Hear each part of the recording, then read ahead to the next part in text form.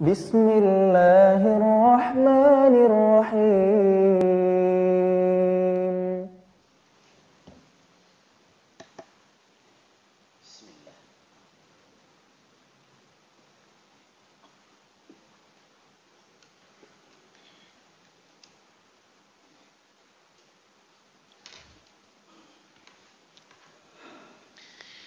Alhamdulillah.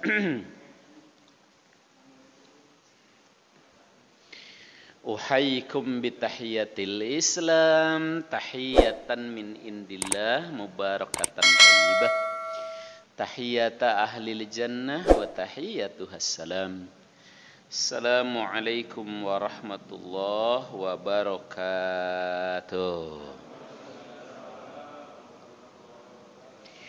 Alhamdulillah alladzi amarna bibirril walidain wa nahana an uquqihima.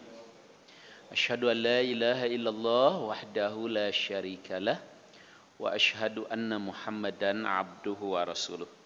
Allahumma iftah lana qulubana wa alhimna rusydana wahdina ila siratikal mustaqim. Faqala ta'ala a'udzu billahi as-sami'il 'alim minasyaitonir rajim. Ya ayyuhalladzina amanu ittaqullaha haqqa tuqatih wa la tamutunna illa wa antum muslimun, amma ba'du. Terima kasih kesempatan yang diberikan Bapak-bapak dan saudara-saudara jamaah maghrib, jamaah ngaji kitab Al-Adabul Mufrad karya Imam Bukhari. Bersyukur kita kepada Allah malam yang barokah ini di awal bulan Rabiul Awal. Alhamdulillah kita dapat hadir memenuhi panggilan Allah Subhanahu wa taala melaksanakan maghrib berjamaah. Insyaallah dilanjutkan dengan duduk sejenak dalam program ngaji kita. Dan kita masih melanjutkan bab yang ke-9, kemarin belum selesai. Ya. Yaitu hadis ke-18 di kitab ini dari Abu Darda. Ya. Di mana Rasulullah sallallahu alaihi wasallam memesankan, ausani Rasulullah sallallahu alaihi wasallam ya bitis'in. Rasulullah SAW memesankan kepadaku dengan 9 hal, kata Abu Darda. Apa saja itu? Yang pertama, la tusyrik billahi syai'a. Jangan sampai musyrik kepada Allah dengan sesuatu barang sedikit pun. Apapun jenis kemusyrikan itu. Mau musyrik yang kecil, apalagi musyrik yang besar. Ya. Lalu sampai-sampai disebut wa in kutita au hurrikta, sekalipun engkau sampai dipenggal atau dibakar, walaupun engkau sampai harus terbunuh, jangan sampai terjerumus pada kemusyrikan. Mengapa disinggung soal ini? Karena umumnya orang berlaku musyrik itu demi duniawi. Karena ingin kaya, ya, akhirnya musyrik ke Gunung Kawi. Karena ingin punya pangkat, ingin menang dalam pilkada, ingin jadi anggota dewan, datang ke dukun, paranormal, dan lain sebagainya. Ya, umumnya orang berlaku musyrik itu karena duniawi. Maka ketika Rasulullah SAW melarang musyrik, itu disebutkan walau engkau sampai terbunuh, jangan sampai. Ya. Kemudian wala tatrukanna as-shalah al-maktubah muta'ammidan. Ya, pakai nun taukid tsaqilah, larangan keras. Jangan sampai meninggalkan yang namanya sholat fardu dengan sengaja. Apapun alasannya. Alasan sibuk lah, alasan capek lah, alasan aduh bajunya kotor sih, ntar aja deh dikodok. Jangan sampai. Kenapa? Wa man tarakaha muta'ammidan ya, buri'at minhu dhimmah. Karena siapa saja yang meninggalkan sholat fardu dengan sengaja, maka lepas jaminan Allah. Kan Allah menjamin, man qala la ilaha illallah dakhalal jannah. Siapa yang mengucapkan la ilaha illallah, meyakini la ilaha illallah, dia akan masuk surga, itu jaminan Allah. Tapi kalau dia meninggalkan sholat fardu, jaminan itu tak ada lagi, lepas. Gitu. Wala, yang ketiga, wala tashrobanna al-khamra. Ya, pakai nun taukid sakilah lagi. Awas, jangan sampai minum minuman keras, homer, narkotika, narkoba, mirasantika. Kenapa? Fa innaha miftahu kulli syarr. Karena itu adalah kunci dari segala kejahatan. Kejahatan itu bermula, ya, atau salah satu kuncinya adalah khamr, minuman keras. Ya. Orang dengan mabuk bisa memperkosa, bisa membunuh. Ya. Kemarin yang kasus heboh di Aceh itu, sudah memperkosa ibunya, ngebunuh anak kecil pula. Nah. Ya. Tapi anehnya terpidana mati 1 kuintal lebih narkoba bisa lolos dari penjara dan katanya mati gantung diri. Masa 2 bulan berusaha lolos dari penjara dengan membobok apa tuh? Aliran di bawah, pas udah bebas kok matinya gantung diri. Jadi kunci segala kejahatan adalah khamran. Nah, yang keempat, wa ati walidaika, taatilah kedua ibu bapakmu. Wa in amaraka an takhruja min dunyaka fakhruj lahuma. Seandainya ibu bapakmu itu meminta seluruh hartamu, kasih. Walaupun dalam prakteknya biasanya kalau orang tua kaya, anak jadi raja. Tapi kalau anak yang kaya, orang tua jadi pembantu. Padahal kalau dalam hadis, seandainya orang tuamu minta hartamu semuanya, kasih. Minta mobil, kasih. Minta rumah, kasih. Seandainya. Di masyarakat kita umumnya orang tua masih hidup aja udah diminta hartanya. Warisan gua mana, Beh? Lu kurang ajar ya. Gua masih hidup udah minta warisan, lu ngedoain gua mati, kata bapaknya. Seandainya orang tuamu itu meminta seluruh duniamu, hartamu, kasih. Nah, itu kemarin sampai di situ, waktunya keburu habis. Sekarang yang kelima. Wala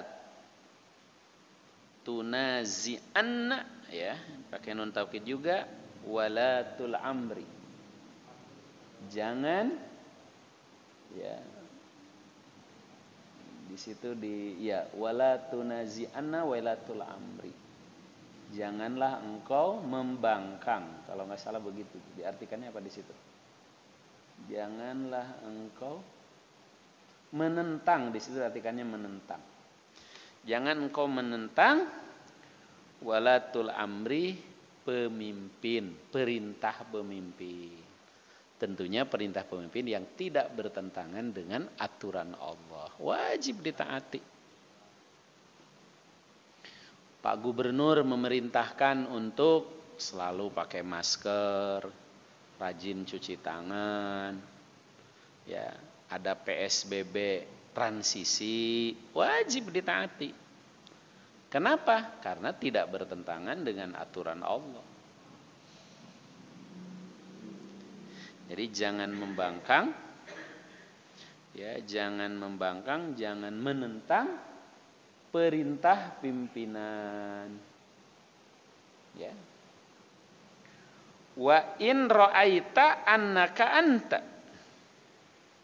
Sekalipun engkau punya pendapat yang menurut engkau pendapatmu lebih benar.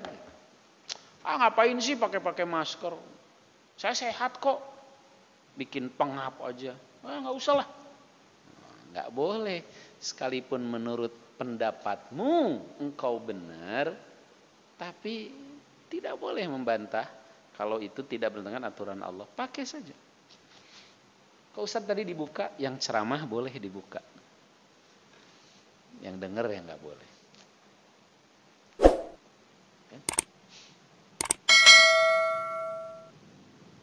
Ngapain sih Ustaz nggak mau salaman? Harus isyarat dari jauh. Saya sehat kok. Sekalipun engkau punya pandangan pendapatmu benar, tidak boleh membangkang menentang. Kasihan Pak Gubernur udah capek-capek, ya naik lagi kalau masyarakatnya tidak taat. Ya. Ngapain sih sapnya pakai dijauh-jauhin begini? Sholat kan harus rapat sapnya. Pendapat kita begitu. Ya kan? Sekalipun kita punya pendapat, menurut kita pendapat kita benar, tapi ikutilah. Jangan menentang kebijakan pemimpin. Toh, saya sering sampaikan, tidak mengurangi kesempurnaan berjamaah. Seandainya mengurangi pun, merapatkan saf hukumnya apa? Merapatkan saf hukumnya apa? Sunnah. Sedangkan mentaati pemimpin wajib. Selama tidak bertentangan dengan aturan Allah. Ya. Ada ustadz, itu Yahudi seneng katanya, umat Islam melonggarkan saf. Yahudi mah nggak ambil pusing umat Islam rajin ke masjid. Yang mereka takut kalau umat Islam berjihad. Yahudi musuh Islam itu nggak takut umat Islam ke masjid. Yang mereka takut kalau umat Islam berjamaah, bersatu. Yang mereka takut kalau umat Islam berjihad. Nggak ada Yahudi sorak-sorai lihat saf umat Islam renggang. Mereka mah tidak Senuk Horgronya waktu berpesan kepada Belanda apa?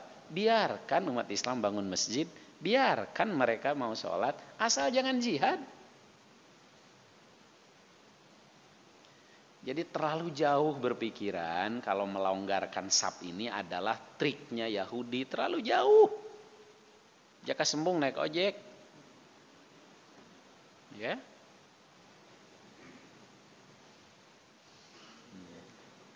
Jadi jangan membangkang pemimpin, jangan membangkang pemerintah selama itu untuk kemaslahatan dan tidak bertentangan dengan aturan Allah. Ya. Kan sering saya katakan, kalau dulu kita biasa merapatkan saf, waktu normal, ketika sekarang harus renggang, tidak mengurangi kesempurnaan berjamaah kita. Kecuali kalau dulunya waktu disuruh rapat susah. Nah, kecuali itu. Dulunya suruh rapat susah, malah ngomongnya yang gak enak. Biarin aja, kan setan jadi ikut sholat. Baguslah kalau setan ikut sholat. Gitu dia ngomong. Tapi kalau dulunya kita biasa merapatkan saf, ketika sekarang terpaksa harus renggang, ya, sesuai dengan anjuran Pak Gubernur, ya tidak mengurangi kesempurnaan berjamaah kita. Kita itu wa in ra'aita annaka anta, sekalipun menurut pendapatmu engkaulah yang benar.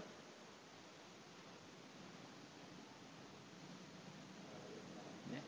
Pakai masker, salaman dijaga, tidak merapatkan saf. Insya Allah ini semua sementara.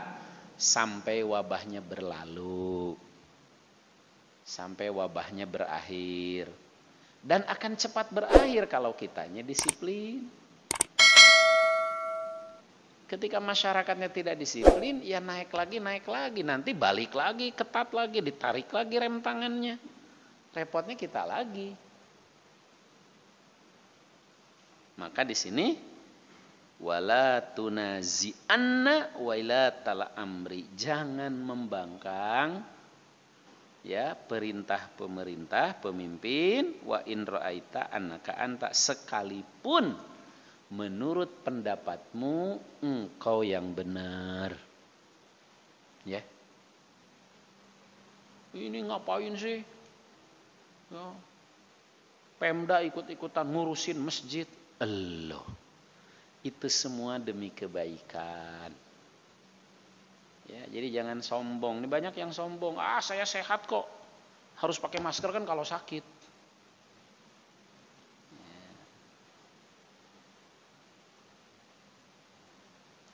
Jangan seperti itu, ya. Jadi saya sering mengatakan, pakai masker ini kita niatkan mengamalkan hadis la dororo wala diroro. Tidak boleh membahayakan diri sendiri, tidak boleh membahayakan orang lain. Maka pakai masker ini jadi ibadah, jadi amal soleh, jadi ibadah, jadi amal soleh, ibadah goer mahdoh, yaitu mengamalkan hadis la dororo wala diroro, atau mengamalkan ayat wala tulku bi aidikum ila tahluka, jangan menjerumuskan diri pada kebinasaan. Maka pakai masker ini jangan niatnya jangan takut Satpol PP atau takut didenda, rugi. Saya kemarin waktu ceramah di Damai Indonesia, saya bilang itu, pakai masker ini jangan karena takut Satpol PP atau takut didenda, karena melaksanakan hadis la dororo wala diroro, supaya jadi ibadah. Pengap tapi jadi amal soleh, nggak enak tapi jadi ibadah, ya. Nah, jadi ternyata taat kepada perintah pemimpin itu berikutnya setelah mentaati orang tua. Bedanya hanya kalau pemimpin itu ya tidak bertentangan dengan aturan Allah, apalagi pemimpin yang kita pilih sendiri. Pak Gubernur kan kita pilih. Jangan sampai sudah naik kita malah ngerecokin dia, kasihan. Udah orang lain yang ngerecokinnya banyak, yang mau ngejatuhin banyak, yang memfitnah banyak, kita yang memilihnya juga ikut-ikutan membangkang, ya kan, kasihan dia. Apalagi kemarin kasihan kan, fasilitasnya dirusakin, halte Transjakarta dirusakin, 65 M kerugiannya, kan sayang itu. Ada yang nyahut, biarin aja Ustadz, bukan duit dia, itu kan duit APBD. Ya kan sayang juga duit untuk hal-hal yang tak seharusnya terjadi. Ya, apa salahnya halte busway?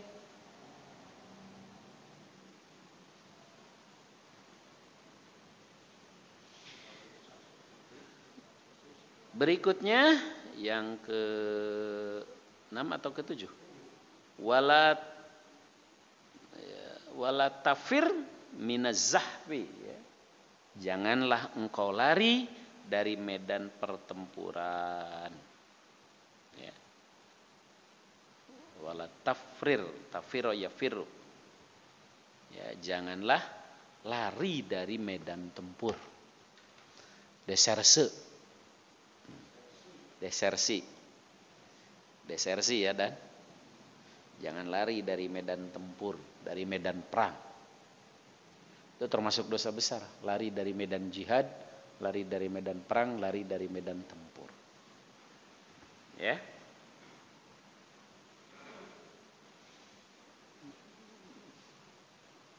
Ini mah jangan lari dari medan perang atau dari medan tempur. Wa in halakta, sekalipun engkau harus gugur atau syahid. Ya. Wa farra ashabuk, dan sekalipun teman-temanmu pada lari. Sekalipun teman-temanmu pada lari dari medan juang, sekalipun teman-temanmu lari dari medan pertempuran, dan engkau harus gugur, itu lebih baik dan syahid daripada lari dari medan pertempuran. Jangan sampai ya.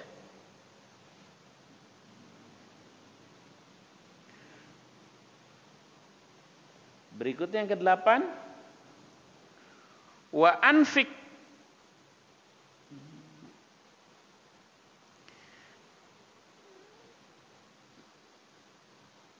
ma'anfik min tuwalika ala ahlik, dan ya infakkanlah dari harta yang engkau miliki kepada keluargamu.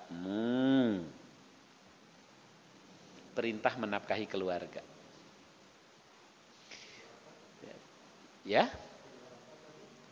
perintah menafkahi keluarga. Keluarga. Perintah menafkahi keluarga yang jadi tanggungan kita. Ya, kalau yang tidak jadi tanggungan kita, tapi tetap kita perhatikan, itu 2 pahalanya. Pahala yang satunya lagi pahala silaturahim. Menyambung yang ada hubungan rahim. Baik ibu yang sama, kakek atau adik, atau nenek yang sama, misalnya sepupu, atau buyut yang sama. Jadi berinfaklah dari hartamu kepada keluargamu, dari hasil usahamu kepada keluargamu. Ini sekaligus dalil kewajiban kita para suami, para ayah untuk bekerja mencari nafkah, menafkahi keluarga. Yang jadi tanggungan kita, anak, istri, orang tua yang tinggal di rumah kita, ya, yang tinggal di rumah kita itu termasuk pembantu atau orang-orang yang kita urus, yatim, ya, termasuk juga orang-orang yang jadi tanggungan kita. Nah, yang bukan tanggungan kita itu memang ya hukumnya tidak wajib, tetapi pahalanya 2, yaitu pahala infak dan pahala silaturahim. Pahala infak dan pahala silaturahim.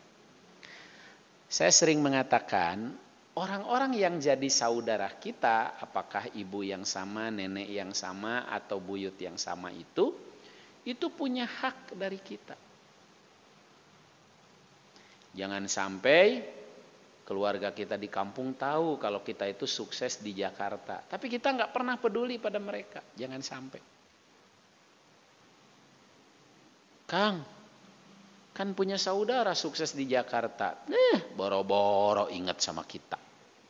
Sekarang udah sukses mah, kita mah ngaku aja kagak. Nah, jangan sampai terucap bahasa itu.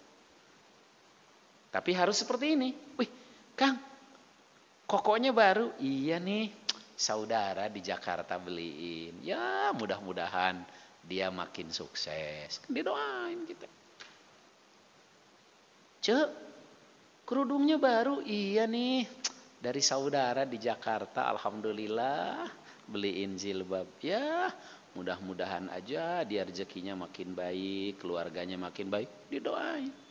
Padahal ngasihnya tuh setahun sekali, waktu lebaran doang. Tapi didoain. Ya. Jadi makanya saya sering mengatakan, sekalipun mudik itu tidak ada dalilnya, tapi ketika diniatkan dalam kerangka silaturahim dan berbagi kepada orang-orang yang masih ada hubungan kerabat dengan kita, itu 2 amal solehnya, yaitu pahala silaturahim dan pahala berbaginya.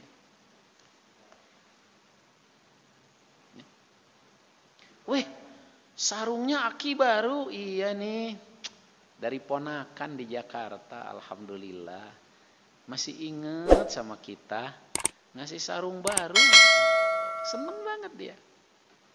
Padahal ngasihnya setahun sekali. Dipakainya agak seminggu sekali untuk Jumatan doang sama dia. Eman soalnya kalau di belekeseken. Nah itu silaturahim atau peduli kepada orang-orang yang masih ada hubungan keluarga. Apalagi bibi, kan bibi dari ibu itu pengganti ibu kan. Al-kholah bimanzilatil Bibi dari ibu menggantikan posisi ibu. Kalau akhul kabir bimanzilatil ab. Kakak laki-laki terbesar menggantikan posisi ayah. Jadi perintah menafkahi keluarga itu kalau yang jadi tanggungan kita itu wajib hukumnya. Anak, istri. Bahkan termasuk dosa yang tidak bisa diganti dengan sholat, dengan puasa, dengan haji, dengan umroh. Itu dosa suami atau ayah yang tidak menafkahi keluarga. Hati-hati. Inna minadzunub la dzunuban la tukaffirus shalah wala siyam walal hajj walal umrah. Wa ma tukaffiruha ya Rasulullah al-humum fi talabil ma'isyah. Di antara dosa itu kata Kanjeng Nabi, ada dosa yang tidak bisa dihapus dengan sholat, dengan puasa, dengan haji, dengan umroh. Para sahabat kaget. Loh kok ada? Kan sholat menghapus dosa. Dari sholat ke sholat menghapus dosa. Apalagi dari Jumat ke Jumat menghapus dosa ditambah 3 hari. Ya kan? Tadi kita sholat maghrib berjamaah. Tadi asarnya juga berjamaah. Dari asar ke maghrib terhapus dosa-dosa dengan maghrib berjamaah. Dari sholat ke sholat. Terus ada juga yang tidak bisa dihapus dengan puasa. Loh, padahal man shoma ramadhana imanan wa ihtisaban ghufira lahu ma taqaddama min dzanbi. Siapa yang puasa Ramadan, landasannya iman dan berharap amal soleh, diampuni dosa-dosa yang telah lalu. Tapi kok ada dosa yang tidak bisa dihapus dengan puasa? Ada yang tidak bisa dihapus dengan sholat, tidak bisa dengan puasa, tidak bisa dengan haji, tidak bisa dengan umroh. Padahal al-umroh ilal umroh kafaratun lima bainahuma. Umroh itu menghapus dosa-dosa. Kemudian al-hajjul mabrur atau man hajja lam yarfus wa lam yafsuk kharaja min dunubihi kayaumi waladathu ummu. Siapa yang haji tidak ropas, tidak pusuk, ya. Maka dia pulang kembali dia bersih dari dosanya, laksana baru dilahirkan ibunya. Jadi sholat menghapus dosa, puasa menghapus dosa, umrah menghapus dosa, haji menghapus dosa. Kok ada dosa yang tidak bisa dihapus dengan sholat, dengan puasa, dengan haji, dengan umrah? Dosa apa gerangan? Wa ma tukaffiruha ya Rasulullah. Dosa apa gerangan? Dan terus ngapusnya bagaimana? Ternyata dosa suami ayah yang tidak mau cari nafkah. Dan penghapusnya cuma satu, al-humum fi talabil ma'isyah, gigih giat dalam mengais rizkinya Allah, mencari ma'isyah. Ya?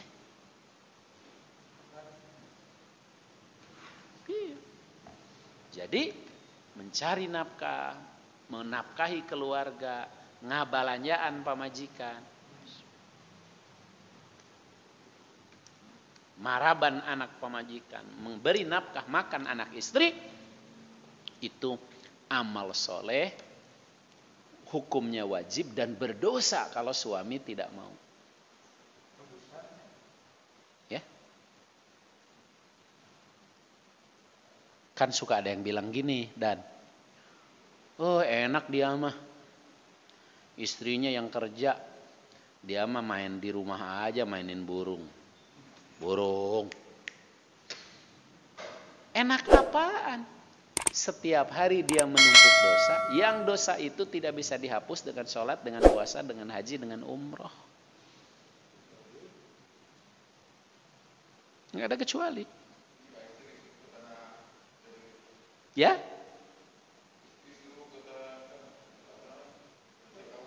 Nah iya. Istrinya jadi TKW, dia di rumah aja mainin burung. Tiap bulan dapat kiriman dari istrinya, dipakai kawin lagi. Ada nggak yang begitu? Banyak. Itu dia menumpuk dosa yang tidak bisa dihapus dengan sholat, dengan puasa, dengan haji, dengan umroh. Maka di sini kata Kanjeng Nabi, wa anfik min tiwalika ala ahlika. Infakkan dari harta yang kamu miliki itu untuk keluargamu. Kalau yang jadi tanggungan kita, anak, istri, orang tua, pembantu, pokoknya yang di rumah kita lah, itu hukumnya wajib. Kalau yang bukan tanggungan tapi masih ada hubungan rahim, maka sunnah, tapi kalau kita lakukan dapat 2 pahala, yaitu pahala infak dan pahala silaturahim. Ya. Jangan sampai keluarga kita, ponakan, sepupu yang kesusahan tidak pernah kita perhatikan, jangan sampai. Mereka punya hak, walaupun tidak wajib tapi perlu. Ya.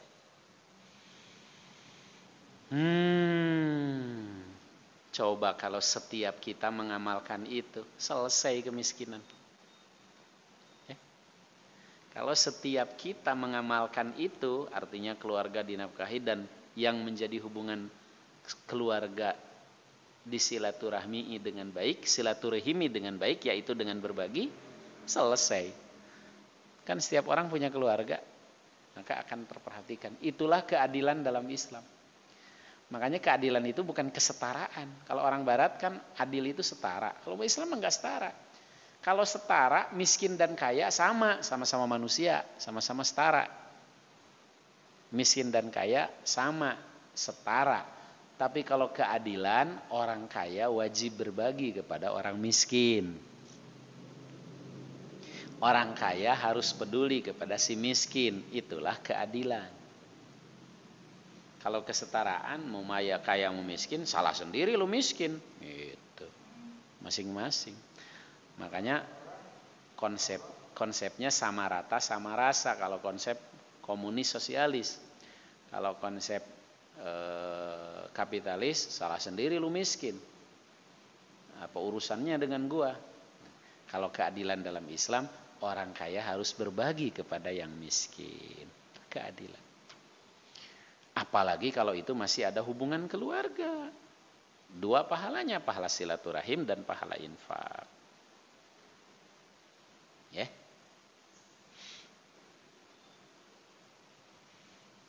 Ustadz, yang di kampung lebih sukses daripada kita. Kita di Jakarta susah, yang di kampung mah sawahnya masih luas.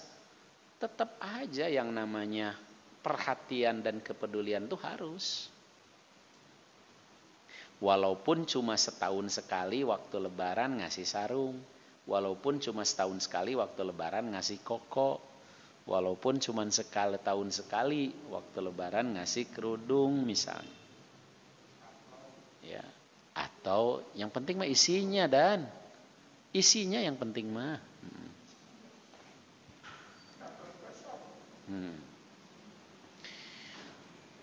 8 wala tarfa asoka ala ahlika. Ini nih langsung nih. Ini sebaliknya nih. Jangan sampai kamu mengangkat tongkatmu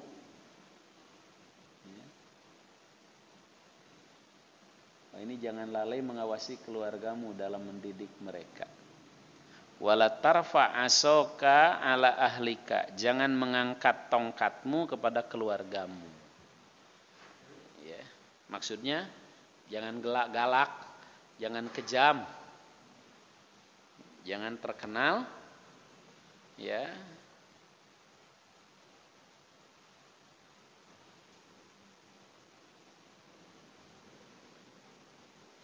Ya, tapi di sini kok diterjemahkannya jangan lalai dalam mendidik mereka.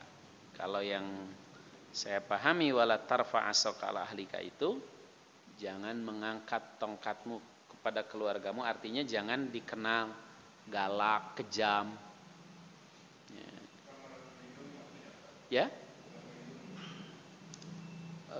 Jangan mengangkat tongkatmu kepada keluargamu. Maksudnya jangan jangan bengis. Tapi di sini diartikan jangan lalai dalam mengawasi keluargamu dalam mendidik mereka. Kalau di situ apa Pak? Diartikan sama dengan ini. Mungkin maksudnya itu. Artinya tetap mendidik tapi tidak bengis. Mendidik, mengawasi tapi tidak kejam. Ya, kan ada keluarga orang takut kepada dia bukan karena wibawanya, bukan karena perhatiannya, tapi karena galak.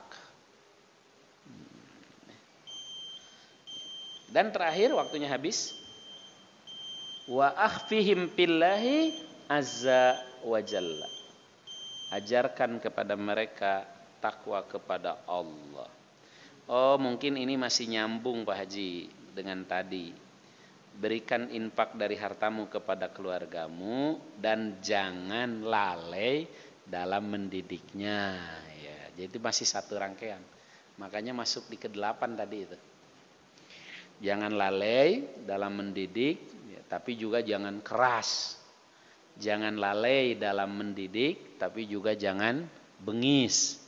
Dan yang terakhir, ajarkan takut dan takwa kepada Allah. Jadi 3 terakhir ini semuanya berkaitan dengan keluarga. Wajib memberi nafkah, wajib mendidik, dan mengajarkan ketakwaan kepada Allah. Inilah 9 pesan Kanjeng Nabi kepada kita yang disampaikan lewat sahabat Abu Darda. Subhanaka Allahumma bihamdik, asyhadu an la ilaha illa anta astaghfiruka wa atubu ilaik. Assalamualaikum warahmatullahi wabarakatuh.